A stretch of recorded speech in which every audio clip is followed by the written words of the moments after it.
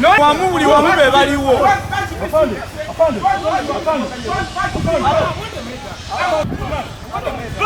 Noli katenda yali mu white. No yali mu white wali agenda.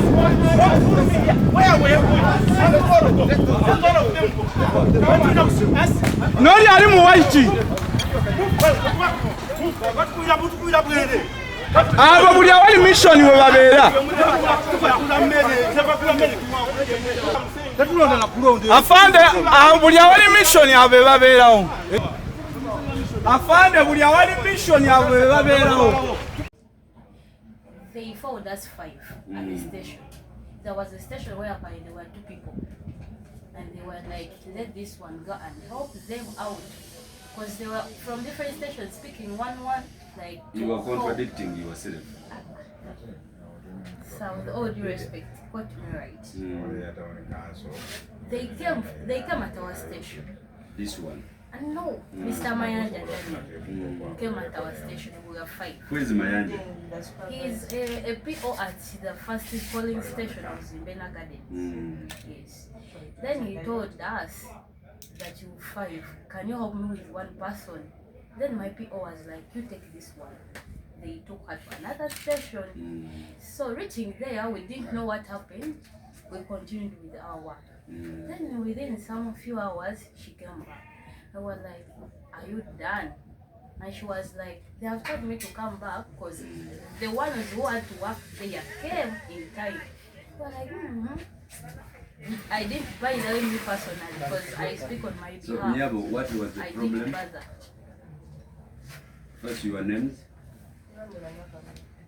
What is the name of your polling station? The polling station? In Zimbena?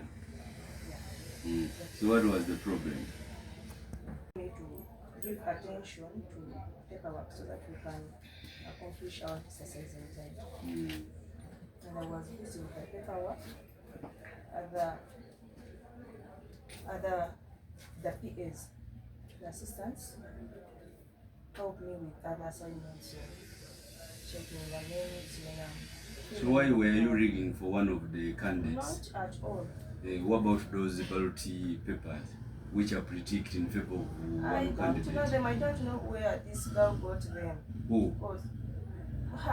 This one? Yes. So who gave you these ones, they are the ones who gave them to me. Who in particular? Ani mwenyini kuba nabo kuwadde? Amono yabadde ayuza obupapula. Babadde abadde agenze for short call. Then good. On top of that, because he's the operator of machine. So Ali in charge of the books, Abela PO1. So Katona where the such the second year was because I wasn't there to follow her up. Then I was like, they were like, yeah, they are about papers, you get.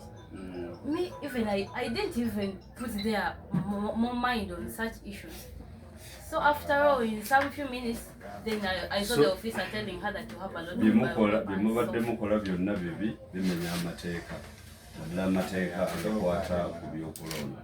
Which are your suspects? The Matoba.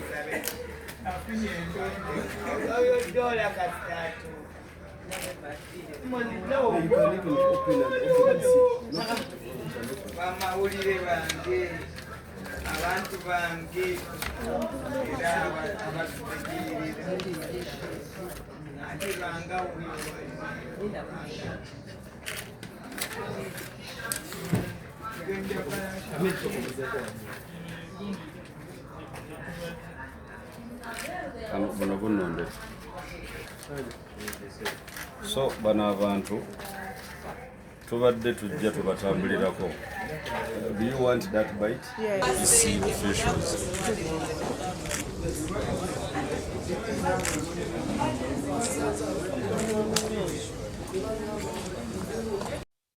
They found us 5 at the station. There was a station whereby there were 2 people. And they were like, let this one go and help them out. Because they were from different stations speaking one, like... You were contradicting yourself. So with all due respect, got to be right. They came at our station. This one? And no, Mr. Mayanja came at our station. We were 5. Who is Mayanja? He's a PO at the first polling station in Zimbena Gardens. Yes.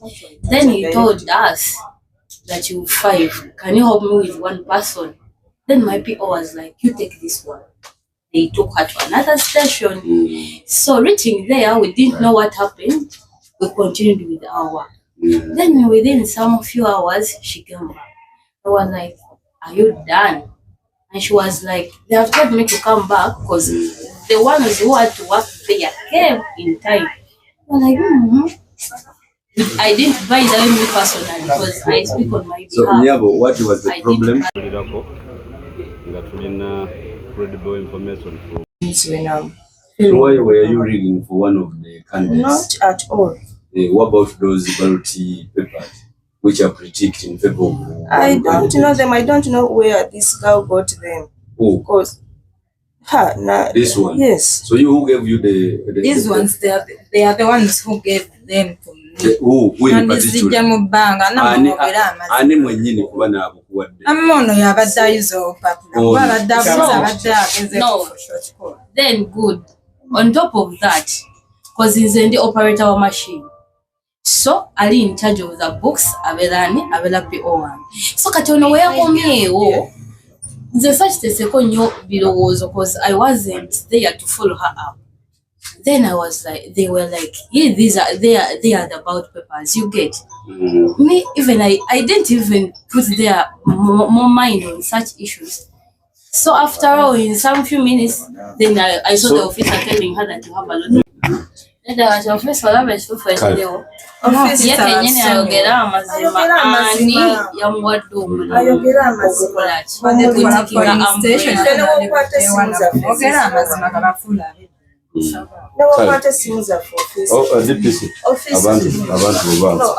before you go, look into my phone.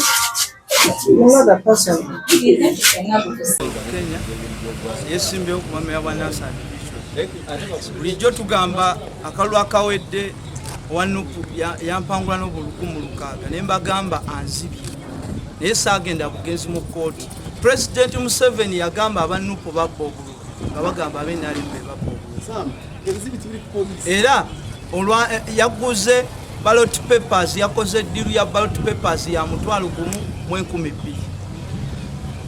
Obululu obuzenga bubeerawo bwe batyo badde bakikola nga bagula obululu obwo ababutambuza era obwedda mba followinga surveillance obwedda nze njyekolera nga candidate tekuliko aginkoledde era nkyabakwata. So kakati nsaba ab'amateeka abantu abo babateeke mu lujjudde. Saagala fayiro science kome wano eno kati nze ndowooza yandibadde ava guvina mu kalulu ave buvi mu kalulu bulijjo batubba. Matovu Joseph candidate wa Nuupu yakoze deal ku ssaawa 8 ogw'ekiro ya ballot papers $1,012. Naye ensonga eyo nzize ngifollowinga okuva mu bululu obuwedde ne ŋŋamba nja bakwatira mukange bakwate red handed. Era kakati tukyakwata presiding basuze muno bamansa sente nga bamansa sente nga ziringa za Chuck Norris aze ku sente z'omuwi w'omusolo atandise zimansa okulaba nti akomawo mu Nansana division amale abbe bubbi sente z'omuwi w'omusolo. Ffe twagala okukolera abantu tugamba abantu nti tusobola okukolera abantu naye ate ne bakwata ne bateekamu abantu abataagaliza Nansana. Omuntu nga azze bw'atyo nga abba bubbi obululu ate ne bamuwa entebe. Kati naffe tukole ki? Naffe tubbe tutambulirako nga tulina credible information from multiple sources. Barugamba baguliridde abaana bonna abakola abali mu byokulonda babbire omu ku beesimbyewo ku bwa meya candidate wa Nuupu Matovu Joseph. Kituufu intelligence era bwe bafunye tetubakwata ku polling station yemu eri awo ku Zimbena n'Obululu naye nga tusuubira bakikoze mu polling station ez'enjawulo.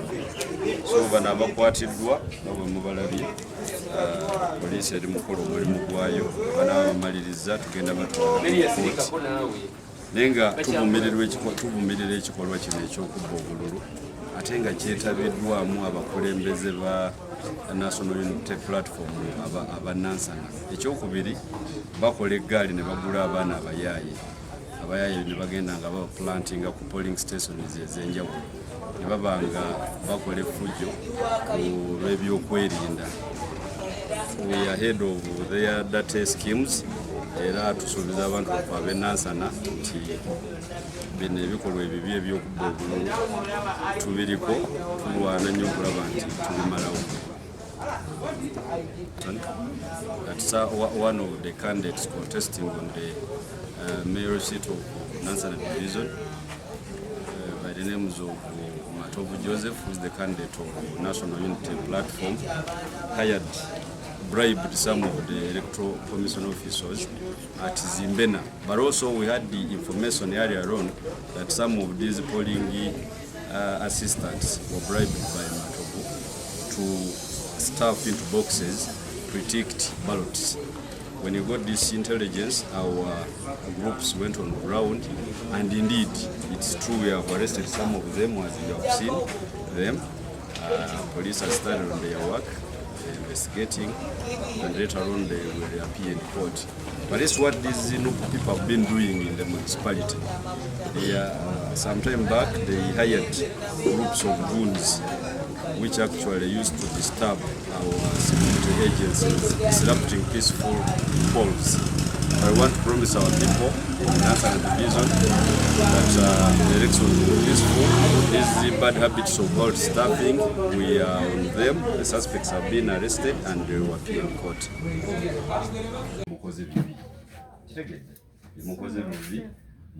Mutikinza obululu bw'omu ku bakandidate muli mu kubusuulamu boxes ekyo kibi kimenya amateeka ate mu kifo ky'okwogera amazima muli wano ate mwennyini mumulaba ye